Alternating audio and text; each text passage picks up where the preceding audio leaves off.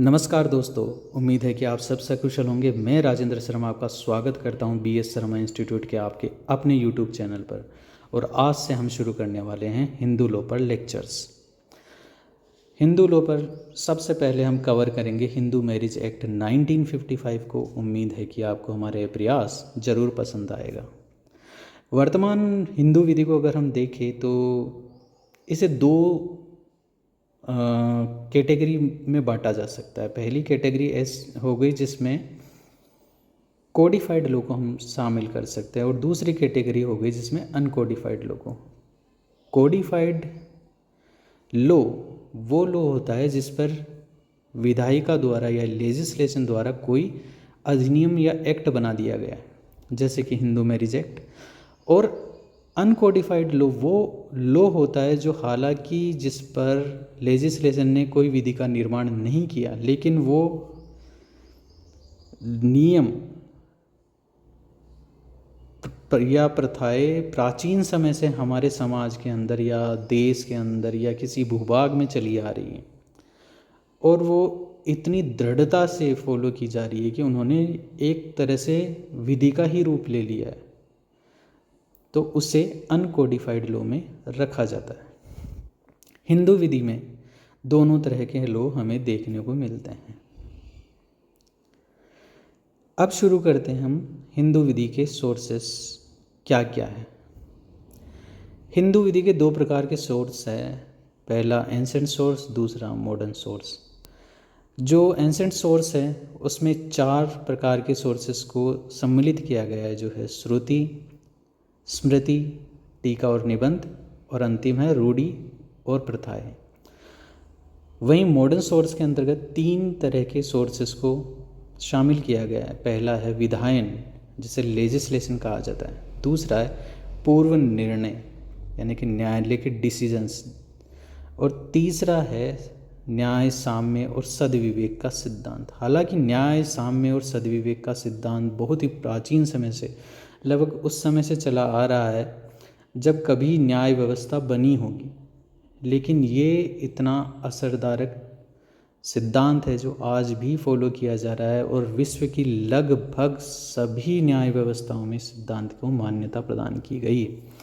चूँकि इसका वर्तमान समय में भी उपयोग किया जा रहा है, इसलिए इस सिद्धांत को मॉडर्न सोर्सेस के अंतर्गत शामिल किया गया है। चलिए हम समझते हैं आगे इन सोर्सेस को एक एक करके। सबसे पहले हम प्राचीन सोर्स के बारे में जानते हैं। प्राचीन सोर्स में सबसे पहला सोर्स है श्रुति। श्रुति को वेद भी कहा जाता है, और श्रुति का सामान्य अर्थ है सुना हुआ, जिसका मतलब है कि विद्वानों के अंतरात्मा में जब ईश्वर का ज्ञान या ईश्वर की वाणी प्रकट हुई या ईश्वर ने उनको ज्ञान प्रदान किया, वो ज्ञान वेदों के अंदर लिखा हुआ है। इसलिए वेदों को अपौरुषीय भी कहा जाता है, यानी वेद पुरुषों या ह्यूमन क्रिएशन नहीं है, वो ईश्वर की वाणी है, ईश्वरीय ज्ञान उनके अंतर्गत शामिल है। ये मान्यता है। दूसरा जो सोर्स है वो है स्मृतियाँ। स्मृति का अर्थ है जो कुछ भी याद रहा। प्राचीन समय में जो ज्ञान था वो गुरु शिष्य परंपरा से आगे बढ़ा। जो भी शिक्षा दी जाती थी वो मौखिक रूप से दी जाती थी। जैसे जैसे सभ्यता का विकास होता है वैसे वैसे ही समाज का भी विकास होता है। देश में प्रचलित, जो समाज में प्रचलित जो विधि है, नियम है, वो उपयोगी समय के साथ नहीं रह जाते, और उन्हीं नियमों और विधि को उपयोगी बनाने के लिए समय समय पर उनमें परिवर्तन किया या उन्हें बदला जाना आवश्यक होता है, और यही कार्य स्मृति ने किया। स्मृतियों में वैदिक नियमों, उत्तर वैदिक काल की मान्यताओं और गुरुओं द्वारा ग्रहण किए गए ज्ञान के आधार पर जो विद्वान थे उन्होंने स्मृतियों की रचना की। स्मृतियों की जो समय रेखा अगर देखें तो वो लगभग 600 ईस्वी पूर्व से लेकर 600 ईस्वी तक हम मान सकते हैं। स्मृतियों में मनुस्मृति, याज्ञवल्क्य स्मृति, नारद स्मृति, गौतम स्मृति, ये प्रमुख स्मृतियाँ हैं। इनमें सबसे प्राचीन जो स्मृति है वो मनुस्मृति है। स्मृतियाँ दो तरह से लिखी हुई थी। एक थी जो श्लोक या पोम जिसे बोल सकते हैं, जिन्हें हम गा के या उच्चारण करके पढ़ते हैं। दूसरी थी जो एसेस के टाइम में जो लिखी गई थी, जैसे निबंध जिसे कहते हैं, ऐसे जो होते हैं। तो दो कैटेगरी में डिवाइड किया हुआ था। हालांकि हम स्मृतियों के बारे में डिटेल से पढ़ेंगे जब हम स्कूल्स ऑफ हिंदू लॉ के बारे में लेक्चर्स अटेंड करेंगे। अब आगे चलते हैं तीसरे सोर्स के बारे में, जो कि है टीका और निबंध।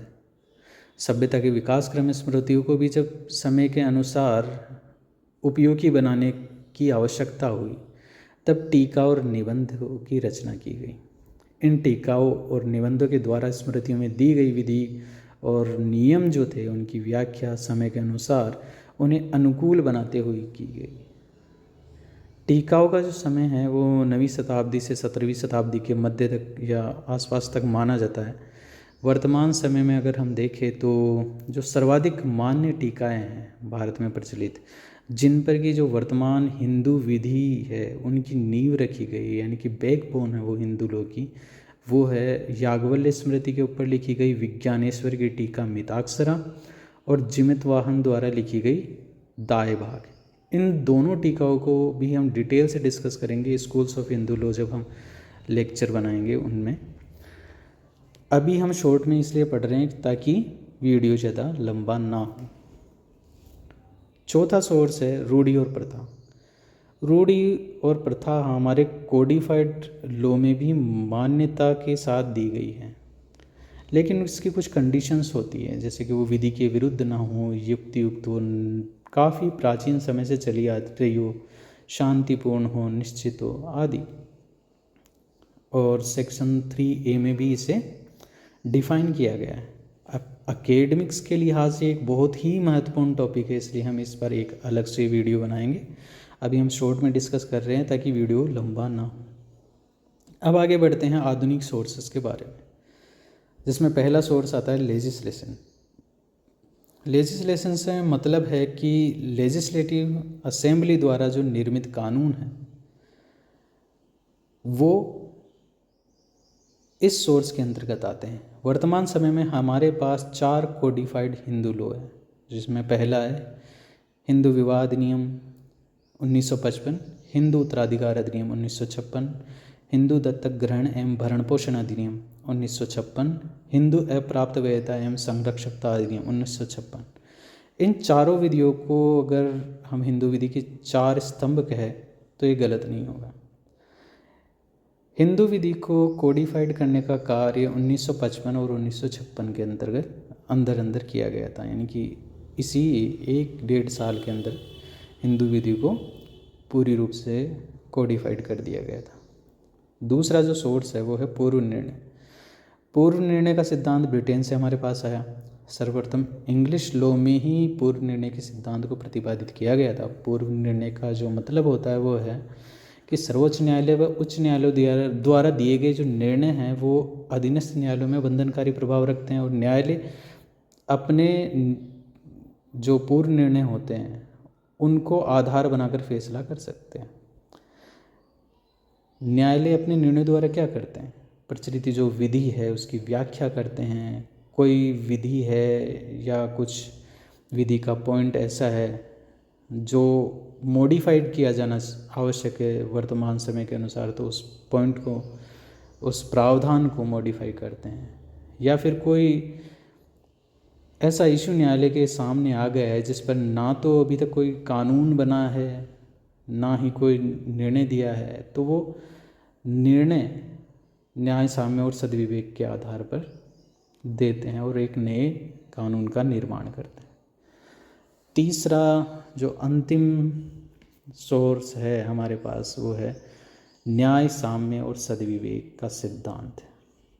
जैसा कि हमने पहले भी देखा कि न्याय साम्य और सद्विवेक का सिद्धांत काफ़ी प्राचीन समय से हमारे पास है और ये विश्व की लगभग सभी कानूनी व्यवस्थाओं में मान्य है, इसलिए कि बहुत ही महत्वपूर्ण सिद्धांत है। न्याय साम्य और सद्विवेक का सिद्धांत